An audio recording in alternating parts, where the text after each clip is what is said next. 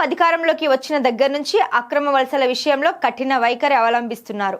వారిని గుర్తించి వెనక్కి పంపిస్తున్నారు. ఇందులో భాగంగానే ఇటీవల జార్జియాలో 475 మంది అక్రమ వలసదారులను నిర్బంధించినట్లు హోంల్యాండ్ సెక్యూరిటీ ప్రకటించింది.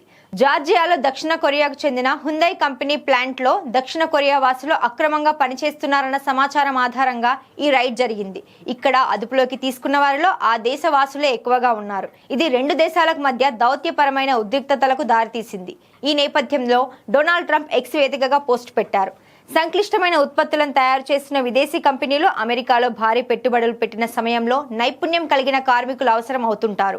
కొంతకాలం నిపుణులైన కార్మికులను వారు మా దేశానికి తీసుకురావాలని నేను కోరుకుంటున్నాను. వారి నుంచి మన కార్మికులు శిక్షణ పొందాలి. లేకపోతే ఆ భారీ పెట్టుబడుల వల్ల ఎలాంటి ప్రయోజనం ఉండదు. మేం ఆ విదేశీ సంస్థల ఉద్యోగులను స్వాగతిస్తున్నాం. మేం వారి నుంచి నేర్చుకొని వారి కంటే మెరుగ్గా రాణిస్తామని ట్రంప్ రాసుకొచ్చారు.